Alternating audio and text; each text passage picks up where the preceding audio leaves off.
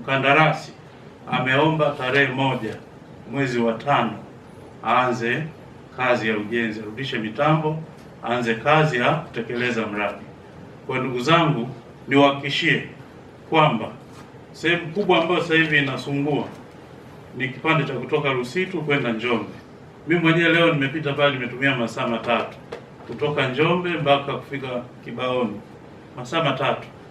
Nafika kwa labda ilikuwa usiku, lakini barabara ni kero kubwa sana.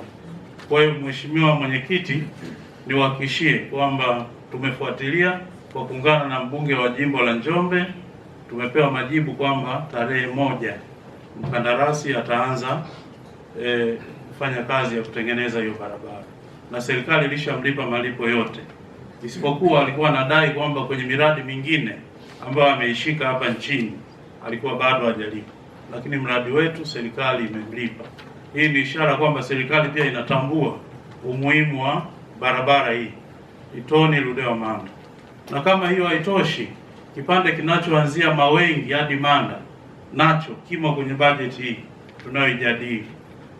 Kwa msipoona sijashika shilingi pale bungeni, ni kwa sababu kuna fedha kwa ajili ya ujenzi wa barabara kutoka Mawengi kwenda Manda, wameweka fedha pale. Lakini vile vile kuna fedha barabara inayotoka Liganga inapita Ibumi kwa mheshimiwa ule inakwenda Ng'ombe, na kwenyewe wameweka pale fedha.